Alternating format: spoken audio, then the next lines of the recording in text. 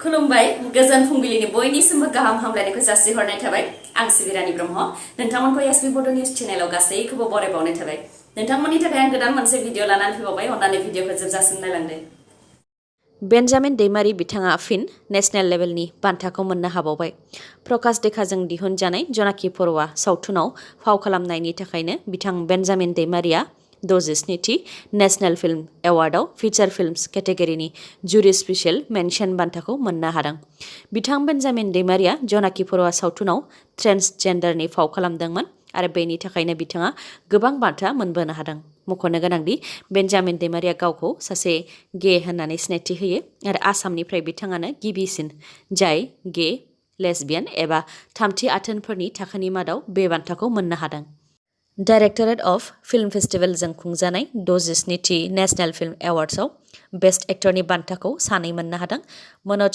बाजपेयी बिथाङा हिन्दी सावथुन भोंसले सावथुननि थाखाय मोननो हादों आरो गुबुन सासेया धनुष बिथाङा तामिल सावथुन असुरन सावथुननि थाखाय मोननो हादों बेस्ट एक्ट्रेसखौ कंगना रानावतआ मोननो हादों बिथाङा हिन्दी सावथुन पंगा आरो मणिकर्णिका द क्वीन अफ झांसी सावथुननि थाखाय मोननो हादों आरो दादा साहेब फाल्के बान्थाखौ रजनीकान्त बिथाङा मोननो हादों नोंथांमोननि मददनि गोनांथि जादों चिरां जिल्ला बिजनी गबदापारानि मुस्रिमा पुय्न दैमारिनि अनजालि फिसाजो मिस एप्रिल बसुमतारिया एक्सिडेन्ट जानानै गोब्राब जोखोम जानानै दङ फोरमायथिनाय बायदिब्ला थांनाय सनिबारखालि सानजौफुनि समाव फरायसालिनिफ्राय न' फारसे फैबाय थानाय समावनो सोरबा सिनाय मोनै सुबुङा बाइकजों सौख्रांनानै गालांदों 7 बोसोर बैसोनि थाखो 2आव फरायनाय एप्रिल बसुमतारिखौ फाहामथायनि थाखाय बङाइगावनि लवार आसाम हस्पिटालाव आइसिइउआव दोनदों सानबासो आइसिइउआव दोनबावनो गोनां जानो हागौ होननानै डक्टरा फोरमायथिदों होननानै खौरां मोननाय जादों बेनिखायनो नखरनि सोद्रोमाफोरा रायजो राजानिफ्राय जा हायो अनसुंथाइ मोननो हास्थायदों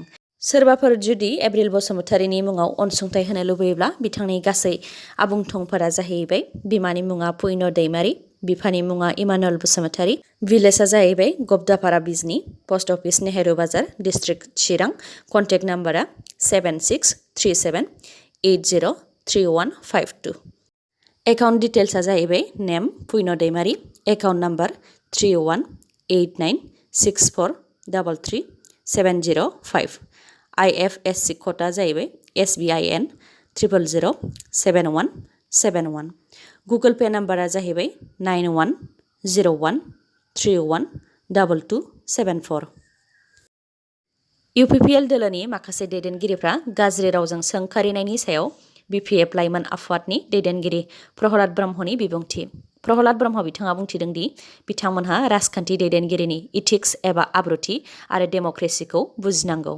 बबे रावखौ बाहायोबा मा जागोन बेखौ सिगाङावनो बिजिरनानै नायग्रोनांगौ नाथाय सासे इएमआनो माब्लाबा सैमा फाग्ला बुङो सियाल गोथां बुङो राकेश ब्रह्म बिथाङाबो सासे इएम जानानै माब्लाबा सोरखौबा गाज्रि सावथुननि एक्टर बुङो माब्लाबा हाग्रामा महिलारि बिथांखौ फासि होनायनि खोथा बुंथियो बेफोर रावा सासे आदुवा आरो मोसौ लावखारनि सेराव सासे हारि दैदेनगिरि आरो माहारिनि दैदेनगिरिनि खुगायाव बेबायदि रावा समाया होननानै बुंथियो बिथाङा आरो बेबायदि बुंनायजों समाजा गाज्रि जागोन कलेज फरायफुनाय लाइमोनफोराबो बेफोर रावखौ सोलोंगोन मानोना दैदेनगिरिफोरानो बेबायदि गाज्रि राव बाहायोब्ला सोर गथ'खौ रायनानै ड्राग्स सोबनाय एबा गाज्रि मुवा लानायनिफ्राय उदां खालामनो हागोन बेनिखायनो दैदेनगिरिफ्रा गाज्रि राव बाहायनायनिफ्राय गोजानाव थानो नांगौ जाहाथे UPPLनियानो जा एबा BPF दोलोनियानो जा गासै दैदेनगिरिफोरखौनो समाजा गनायनानै लायो होननानैबो बुंथिबावो बिथां प्रहलाद ब्रह्मआ बेनि अनगायैबो बिथाङा बुंथिबावो दि UPPL सोरखारा 10 दानाव मा मावदों बेखौ रायजो राजाफ्रा हिसाब खालामगासिनो जायनि थाखाय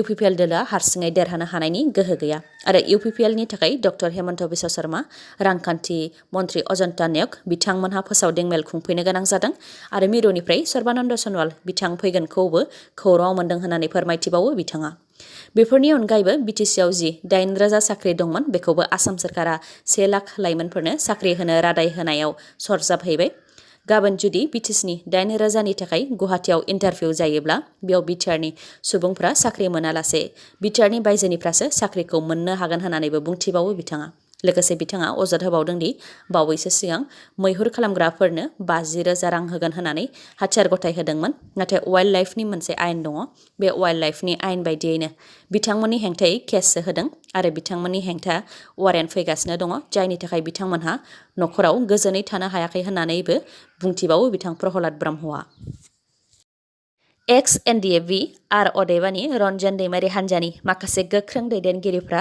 इउपिपिएल दोलोखौ मदद होनो ओंखारदों। बिथांमोनहा खौरांगिरि मेलनि गेजेरजों बिटिआरनि सिङाव मोनथाम बियाबाव जानो गोनां उफ्रा बिधानसभा बिसायख'थियाव मदद होगोन होननानै फोरमायथिदों। मोनथाम बियाब जेरै भबानिपुर बियाबाव बिजेपिनि बिजाथि भनिधर तालुकदार, तामुलपुर बियाबाव इउपिपिएलनि बिजाथि जलेन दैमारि आरो गसाइगाव बियाबाव इउपिपिएलनि जिरन बसुमतारी बिथांमोनखौ मदद होगोन आरो रायजो राजाफोरखौबो मदद होनो थाखाय खावलायहरदों बिथांमोनहा। बेनि अनगायैबो बिथांमोनहा बुंथिबावदों दि माखासे बारग' एनडिबिफोरनि मोननो गोनां रिहेबिलिटेसनआ कभिड-19 लोगोसे गेजेराव बिसायख'थि जानायनि थाखायनो उन जादों। फैगौ नबेम्बर दाननिफ्राय बेनि खामानिखौ मावफिनगोन होननानै फोरमायथियो बिथांमोनहा।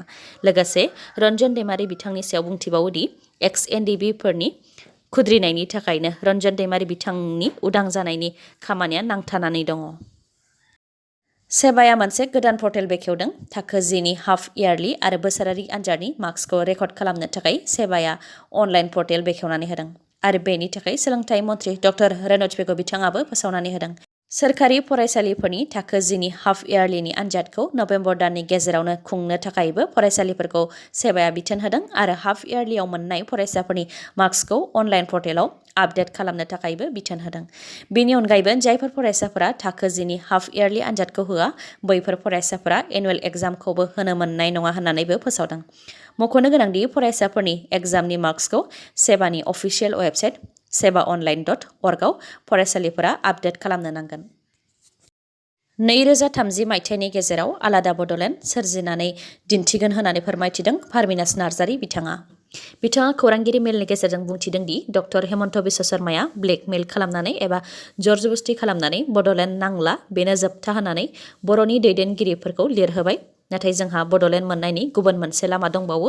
आबै आबौआ जागायनानै गालांखानाय उदयाचल दं, जायनि गेजेरजों 2030 मायथाइनि गेजेरावनो आलादा बड'लेण्ड लाबोनानै दिन्थिगोन होननानै चेलेन्ज खालामो पारमिनास नार्जारि बिथाङा। बिथाङा फोरमायथिदों दि आसामखौ 50-50 दाबि खालामनायनिफ्रायनो दिसपुरनिफोरा बर'फोरजों सुथुर। थांनाय 1983 मायथाइयाव गहपुराव जानाय जाथायनि उननिफ्रायनो रोजा रोजा बर'फोरखौ एसामिसफोरा बुथारदों। बेनि उनाव एबसु, एनडिएफबि आरो बेल्टिफोरा आलादा रायजो नांगौ होननानै गोख्रोङै सोमावसारदोंमोन आरो एसामिसफोरा गिखांदोंमोन। जायनि थाखाय बै सम 1986-87 मायथाइनिफ्रायनो दिसपुराव बर'फोरखौ फोजोबस्रांनायनि सोलोआ सोलिबोदों। बिटिसि गोरोबथाखौ मिरुनि एलके आडवाणी, अटल बिहारी वाजपेयी बिथांमोनहा सनमानजों होदोंमोन, जेराव ट्राइबेलफोरखौ रैखाथि होदोंमोन आरो बिटिसि गोरोबथाया मोनसे फिसा रायजो बायदि गोहोगोरामोन। नाथाय बेखौबो लांफिननो थाखाय दिसपुराव सोलो खालामखुमाबाय थादोंमोन आरो सासे ओरैबायदि दैदेनगिरि नागिरदोंमोन जायनि गेजेरजों बेफोर गासै गोहोखौ दिसपुराव लांफिनजोबनो हायो। बेबायदिनो बिटिआर गोरोबथा खालामनानै बिटिसिनि पावार एन्ड फांसनफोरखौ लांफिनदों। ट्राइबेलफोरनि हायाव हा बायलाय फानलाय खालामनो हानाय जाबाय। बिटिसिनि मोन 40 डिपार्टमेन्टनि मादाव मोन 16खौ लांफिनदों। गुबुन गुबुन डिपार्टमेन्टनि रेभिनिउ कालेक्सन जानायखौ लांफिनबाय। बेनि अनगायैबो बिटिआर गोरोबथानि गेजेरजों गामि दानख'नानै लांफिनजोबनो नागिरदों होननानैबो फोरमायथिबावो बिथाङा। बेनि अनगायैबो बिटिसि गोरोबथानि गेजेरजों गासै बिएलटिफोरा जेनेरेल एमनेस्टिनि गेजेरजों उदां जानो हादोंमोन। नाथाय बिटिआर गोरोबथानि गेजेरजों हाइनास, नन हाइनासनि गेजेरजोंसो केस बोखारनायनि खोथा दङ, जायनि थाखाय रन्जन दैमारि बिथाङा दासिमबो जोबथेसालियावनो दङ। बेफोर गासैनिबो सोलोआ सासे दैदेनगिरिनिनो होननानैबो बुंथिनायजों लोगोसे डक्टर हेमन्त बिश्व शर्मा बिथाङा गसाइगाव बियाबाव फैनानै गोदै गोदै राव बुंफैगासिनो दङ। नाथाय बिथांनि सोलोआ बर'फोरखौ फोजोबस्रांनायनिसो होननानैबो बुंथिबावो बिथाङा। बिसायख'थिनि समाव गोबां दोलोफोरानो भट मोननो थाखाय गोदै गोदै बुंथिफैयो।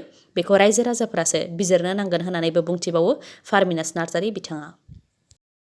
तामुलपुराव जाय जौगानायनि खामानि लुबैया बिथांमोनहासो गुबुन लामाजों थांगोन, बेखौ बुंथियो बिश्वजित दैमारि बिथाङा। मख'नो गोनांदि 58 नं तामुलपुर बियाबनि उदां बिजाथि गणेश कछारी बिथाङा बुंथिदोंमोन दि बिश्वजित दैमारिया गिनानै तामुलपुरावनो थानानै बिसायख'थियाव मदद होगासिनो दङ। बिनि फिननायखौ बिश्वजित दैमारिया होदोंदि आं रावखौबो गियाखै। जायनाखि एसेम्ब्लिनि बुंथिगिरि जानायलाय बिश्वजित दैमारिया बिसायख'थिनि फोसावदिं मेल खुंनो गनायथि गैया। बेनि थाखायनो सासे भट होगिरि महरैसो थादों होननानै फोरमायथियो बिथाङा। लोगोसे तामुलपुरा जिल्ला जाबाय, गोबां जौगानायनि खामानि मावनो गोनां दङ। बेनिखायनो जाय तामुलपुराव जौगानायनि खामानि लुबैया बिथांमोनहासो बेनि उल्था थांगोन होननानै बुंथिबावो बिश्वजित दैमारि बिथाङा।